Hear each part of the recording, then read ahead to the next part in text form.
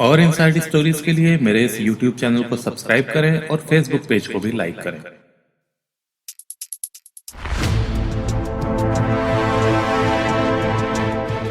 चार बेटियों का पिता अरविंद तिवारी यूपी के जौनपुर का रहने वाला था। उसकी चारों बेटियां गांव में अपनी मां के साथ रहती थीं, जबकि वो खुद सालों पहले काम की तलाश में महाराष्ट्र के ठाणे आ गया था और टिटवाला के साई नगर में एक चौल में उसने किराए पर मकान ले लिया था और उसी में रहता था। कुछ ही समय में उसकी मलाड की एक ट्रांसपोर्ट कंपनी में नौकरी लग गई थी और ठाणे में ही रहकर वो नौकरी करता था और 6-6 महीने पर अपने घर जाता रहता था। अरविंद की सबसे बड़ी बेटी थी 22 वर्षीय प्रिंसी, जिसकी पढ़ाई पूरी हो चुकी थी और वो नौकरी करना चाहती थी। उसकी इच्छा थी कि वो अपने पिता के साथ ठाणे में रहकर नौकरी करे। जब उसने ये बात अरविंद से करी तो वो मान गया और उसको अपने साथ ठाणे ले आया।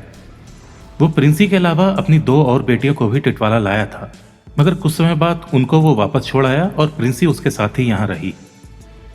ठाणे पहुंचने के बाद वो पूरे मन से नौकरी की तलाश में लग गई। अरविंद जब नौकरी पर चला जाता तो वो भी जॉब ढूंढने निकल जाती थी और काफी कोशिशों के बाद उसको एक प्राइवेट कंपनी में क्लर्क की नौकरी मिल गई। प्रिंसी को नौकरी करते हुए धीरे धीरे 1 साल हो गया। सब कुछ अच्छा चल रहा था। अब गांव के घर की देखभाल के लिए अरविंद के अलावा प्रिंसी का योगदान भी शुरू हो गया था, मगर कुछ समय बाद अरविंद ने प्रिंसी में कुछ चेंजेस महसूस किए। उसको लगने लगा कि प्रिंसी उससे कुछ छुपाने लगी है। वो काम में भी अक्सर देर से आने लगी थी, जिससे कि अरविंद को शक को बढ़ावा मिल रहा था। इसके बाद जब उसने असल कहानी पता करने की कोशिश की तो पता चला कि प्रिंसी का एक लड़के के साथ प्रेम संबंध चल रहा है, जो कि इसी कंपनी में काम करता है और पास के इलाके में ही रहता है। अरविंद को यह भी पता चला कि प्रिंसी उसके साथ खुलेआम घूमती फिरती है। अरविंद ने जब इस बारे में प्रिंसी से बात करना चाही तो वो बहाना बनाकर टाल गई, मगर इसके बाद भी प्रिंसी में कोई बदलाव नहीं दिखा। अरविंद उसको इसके बाद भी कई बार फोन पर लंबी बातें करते देखता था। अरविंद को भी ये लगने लगा था कि अब उसके घर की इज्जत खतरे में है। 22 साल की प्रिंसी कभी भी परिवार की नाक काटकर अपने प्रेमी के साथ भाग जाएगी। अरविंद भले ही लंबे समय से मुंबई से सटे ठाणे में रह रहा था, मगर उसकी सोच अभी भी गांव वाली ही थी। असल में पूर्वी उत्तर प्रदेश के गांवों कस्बों से बहुत से लोग ठाणे और दिल्ली जैसी जगहों पर नौकरी और पैसे के लिए आते हैं और धीरे धीरे ना तो वो गांव के रह जाते हैं और ना ही महानगरों की खुली विचारधारा को अपना पाते हैं। अरविंद भी इसी विचारधारा का व्यक्ति था। उसको यह भी पता चल चुका था कि प्रिंसी जिस लड़के को पसंद करती है वो किसी और जात का है, जिसके बाद उसने प्रिंसी को ऊंच नीच जात पात की बातें भी समझाई। परिवार की इज्जत का रोना रोया, मगर उसके ऊपर कोई असर होता नहीं दिखा। उसने प्रिंसी से यह भी बोला कि गांव में उसके लिए एक लड़का देख लिया गया है और सगाई के लिए जल्दी ही गांव जाना होगा। अरविंद प्रिंसी को मनाने की सारी कोशिशें कर चुका था, मगर वो नहीं मान रही थी और विद्रोह पर उतर आई थी। अरविंद को मनी मन ये बात खाई जा रही थी कि कल को उसके गांव वाले प्रिंसी के बारे में पूछेंगे तो वो क्या जवाब देगा। उसके अंदर गुस्सा भरता जा रहा था और आखिरकार उसने प्रिंसी का खात्मा करने की ठान ली। अपनी योजना को अंजाम देने के लिए वो कल्याण से तेज धार वाला एक चाकू लेकर आया और घर में छिपाकर रख लिया। 5 दिसंबर दोनों ने साथ ही खाना खाया और उसके बाद प्रिंसी अपने कमरे में सोने चली गई। वो जब गहरी नींद में थी तभी अरविंद उस चाकू को लेकर उसके कमरे में पहुंचा और उसका गला रेत दिया।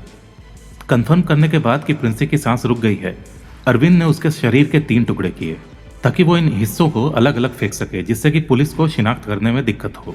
अरविंद काले रंग के प्लास्टिक बैग भी पहले से ही लेकर आया था, जिसमें उसने सिर और धड़ वाले हिस्से को भरा, दुर्गारी पुल पर ले गया और घाटी में फेंक दिए।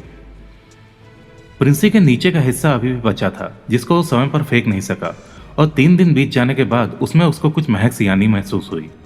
महक बढ़ न जाए इसके लिए वो 8 दिसंबर को इस हिस्से को लेकर टिटवाला से कल्याण की लोकल में निकला और उसके बाद वहां से आगे जाने के लिए उसने ऑटो किया। उस ऑटो वाले को पैकेट में आ रही महक की भनक लग गई और उसने अरविंद से डायरेक्टली पूछ लिया कि इस थैले में क्या है, लाश तो नहीं है। इससे पहले कि ऑटो वाला अरविंद को कुछ बोलता वो वहां से भाग निकला। इस ऑटो वाले का नाम था खालिद।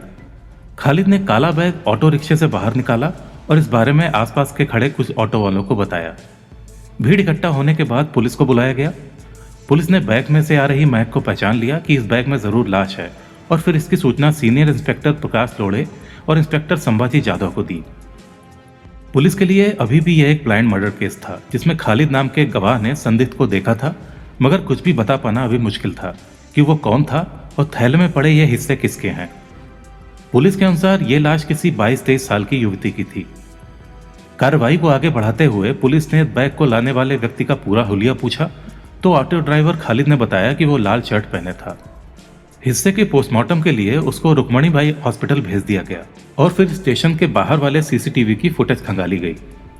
फुटेज में लाल रंग के शर्ट में एक आदमी कंधे पर काला बैग लटकाए हुए दिखाई दे रहा था। जब यह फुटेज खालिद को दिखाई गई तो उसने कंफर्म किया कि हाँ, ये वही आदमी था। अब पुलिस को यह पता लगाना था कि यह आदमी किस स्टेशन से कल्याण तक आया था और काफी खोजबीन करने के बाद पता चल गया कि वो टिटवाला से ट्रेन में चढ़ा था। टिटवाला इलाके में यह पूछताछ की गई कि यह आदमी कौन था, जिसके बाद टिटवाला के बाहर खड़े ऑटो चालकों से पूछताछ करने पर पता चला कि यह आदमी टिटवाला के मांडा रोड से आता है और मांडा रोड में पूछताछ करने के बाद पता चला कि यह इंदिरा नगर में रहता है।